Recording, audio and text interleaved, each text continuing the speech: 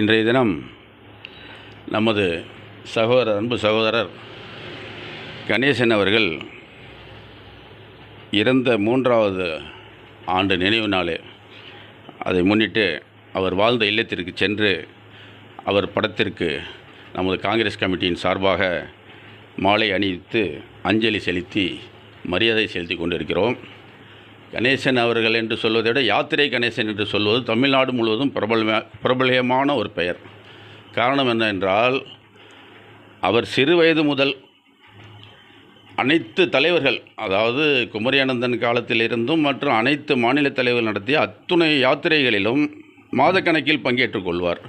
அதனால் தஞ்சையில் அவரை யாத்திரை கணேசன் என்று சொன்னால் தஞ்சை மட்டுமல்ல தமிழ்நாடு முழுவதும் தெரியும். அதன் தொடர்ச்சியாக கடந்த 3 ஆண்டுகளுக்கு முன்னதாக நமது வருங்கால பாரத பிரதமர் ராகுல் காந்தி அவர்கள் இந்த மோடி அரசின் வன்மமான செயல்களை கண்டித்து இந்த பண ஒழிப்பு, ஜிஎஸ்டி, இன்னும் மக்களை வாட்டி வதைக்கக்கூடிய அக்கிரமத்தை கண்டித்து நமது வருங்கால பாரத பிரதமர் ராகுல் காந்தி அவர்கள் காஷ்மீர் முதல் கன்னியாகுமரி வரை தேச ஒற்றுமை யாத்திரை என்று ஒன்று நடத்தினார்கள். உங்கள் எல்லோருக்கும் தெரியும். அது அண்ணன் கணேசன் அவர்கள் அதிலும் பங்கேற்றார்.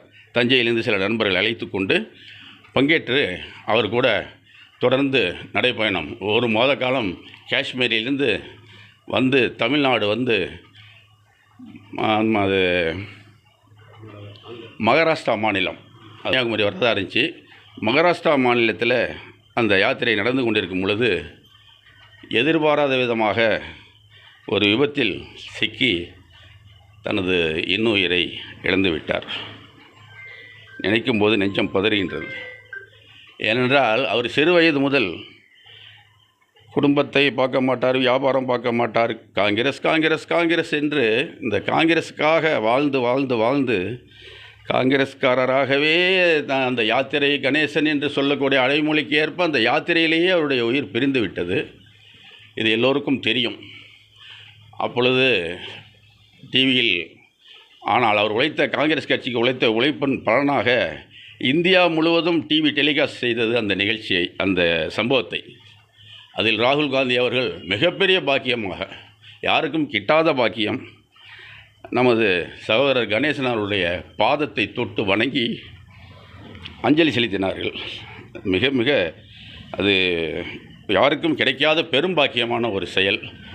அந்த அளவிலே அவருடைய புகழ் தஞ்சையிலும் சரி தமிழ்நாட்டிலும் இன்று வரை வாழ்ந்து கொண்டிருக்கிறார். மறைந்தாலும் வாழ்ந்து நமக்கெல்லாம் வழிகாட்டி கொண்டிருக்கிறார். அந்த நேரத்தில் அவருடைய இறுதி ஊர்வலத்தில் அனைத்து கட்சி பிரமுகர்கள், அதாவது ஒரு மந்திரிக்கு கூட அந்த ஊர்வலம் இருக்காது, ஏறத்தாழ ஒரு 10,000 பேர் கலந்து கொண்டார்கள். மாநில அமைச்சர்கள், அனைத்து கட்சி எம்எல்ஏக்கள், எம்பிக்கள், இவர்கள் எல்லோரும் கலந்து கொண்டு அஞ்சலி செலுத்தினார்கள். அது ஒரு பிரமிப்பான ஒரு செய்தி. அந்த நேரத்தில் ஒரு சம்பவத்தை நினைவூட்ட நான் ஆசைப்படுகிறேன்.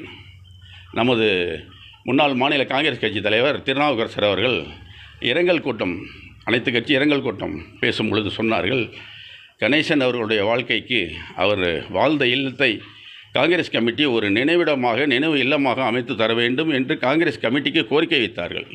அந்த கூட்டத்தில் ஜோதிமணி எம்பி இருந்தார்கள். இன்னும் அனைத்து எம்எல்ஏக்கள், ஒரு 4-5 தொகுதி காங்கிரஸ் எம்எல்ஏக்கள், கூட்டணி கட்சி எம்எல்ஏக்கள் எல்லாம் இருந்தார்கள். அது என்னவோ காங்கிரஸ் கட்சி கொஞ்சம் அதை கவனத்தில் கொள்ளாமல் இருக்கிறது.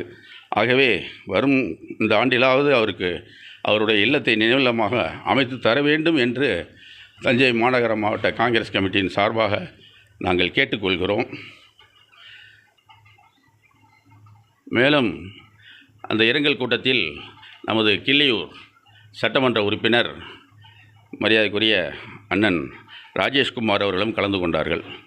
ஏன் கலந்து கொண்டார்கள் என்றால், ராஜேஷ்குமார் அண்ணன் அவர்கள் நமது சகோதரர் யாத்திரை கணேசனுக்கு மிக நெருங்கிய நண்பர். அந்த வகையில் அவர் கேள்விப்பட்டவுடன் இங்கே தஞ்சை வந்து அந்த கூட்டத்தில், அந்த இறுதி ஊர்வலத்தில் கலந்து கொண்டு இரங்கல் கூட்டத்தில் பேசினார். ஆகவே அவருக்கும் இந்த சம்பவம் தெரியும். நினைவில்லம் அமைக்க வேண்டும் என்று நமது முன்னாள் தலைவர் திருநாவுக்கரசர் ஐயா அவர்கள் பேசியது தெரியும். ஆகவே அதை நாங்கள் நினைவூட்டுகிறோம். காங்கிரஸ் கமிட்டியின் தஞ்சாவூர் சார்பாக தயவுசெய்து நீங்கள் எல்லோரும் சேர்ந்து ஒரு முடிவெடுத்து அந்த நினைவில்லத்தை அமைத்து கொடுத்தால் காங்கிரஸ்காரன் உழைத்ததற்கு ஒரு மரியாதை, ஒரு கண்ணியம் இருக்கும் என்பதை மிக தாழ்மையோடு கேட்டுக்கொள்கிறோம். வணக்கம்.